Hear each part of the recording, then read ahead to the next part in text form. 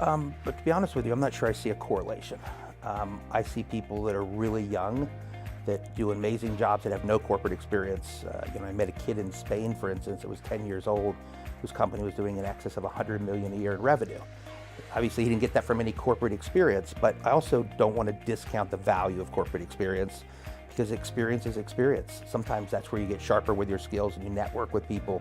You learn how to operate within a political culture. You learn how to team build. You get mentored by people. All that has value, but I don't think there's a direct correlation to say, okay, if you don't have corporate experience, you're not going to be as successful as an entrepreneur, and vice versa. The value of that isn't going to help you be an entrepreneur. I started in the corporate world, and I will tell you that 5 years I had at Touche Ross doing tax work was invaluable to my time as operating as an entrepreneur and helping a lot of other entrepreneurs, because accounting is part of business. It comes into everything. The tax experience, time and time again, it's been part of problem-solving issues for me.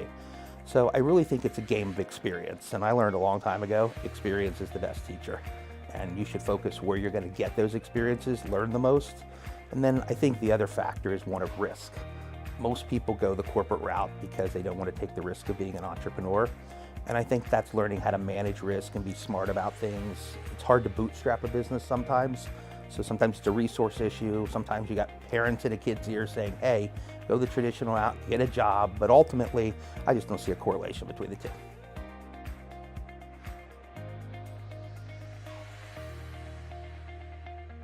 My closest business partner for 25 years, we were at a point where our relationship was going to blow up. It was very contentious, at a point where we didn't think it was going to last. And it would have been very catastrophic to both of us because we were very enmeshed in each other's lives, and it would have been something that neither one of us wanted. So of all things, we ended up getting Tony Robbins on a call with us, because he's a friend of both of ours, and to sort of manage that. So how do we get through this gap? And that's what we call the gap management.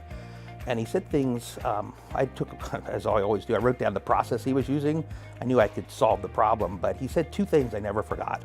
All gaps in relationships are related to two questions. Does this person have my best interest at heart?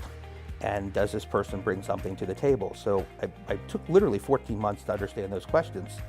Does somebody have my best interest at heart is a character question. It's somebody saying, are you putting your interest ahead of mine?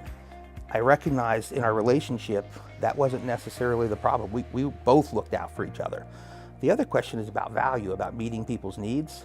That's where there was a disconnect. So I know that if I look at those two questions and I focus on solving the disconnect, it's actually really easy to solve gaps, and if you want to. Now I will tell you, out of the two, out of value and character, I think character issues are much harder to solve. And that's the fit part of all team building and all relationships. If people don't have the character of service, everything becomes challenging. But yes, I've had the situation, I've gotten through it. Interestingly enough, I find that when you get through gaps in relationships, what's on the other side is so much better than what existed before the gap. So it's a natural thing in relationships. I don't think most people are taught how to solve them. But if you learn how and you focus on that, it's actually really good in terms of building long-term relationships.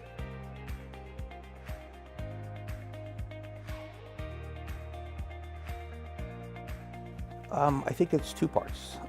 One is always focus on growth.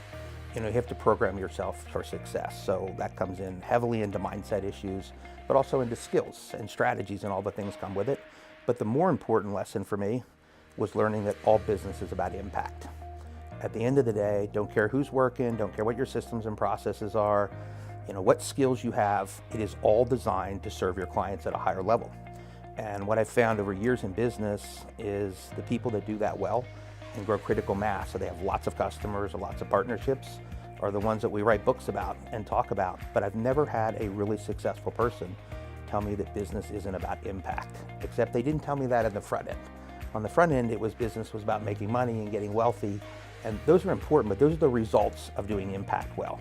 So I think business is a game of impact, and the sooner I would have learned that, the better I would have been at building all the businesses I built over the years and coaching so many thousands of people the same way.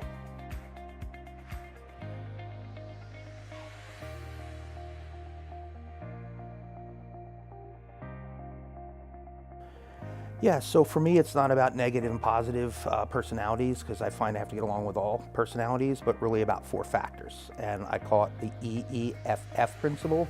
First E being effort, second E being execution, First F being focus, final F being faith. And I literally put that into a formula where I can multiply those things and with that determine the probability of success. So the reason this becomes important to me, because if those exist at a high level, I can make any personality work.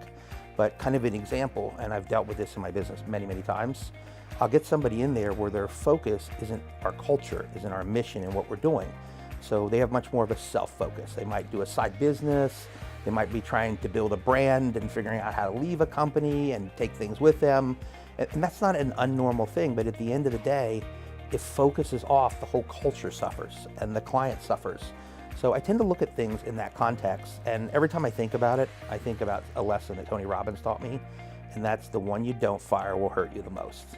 And that's one of the things that I've learned over the years. In the early days, I tried to make everything work. You know, I would compromise, I would almost, it was like a tail wagging the dog. Instead of somebody adjusting to the culture and our mission, I was trying to adjust to their needs. And I don't want to discount that their needs are important, but the priority is always the culture. And so I would try to make it work, and no matter what, it always turned out bad. So these days I start to understand if those 4 factors aren't there, then it's best for me to find somebody that ultimately has them, regardless of what their personality is.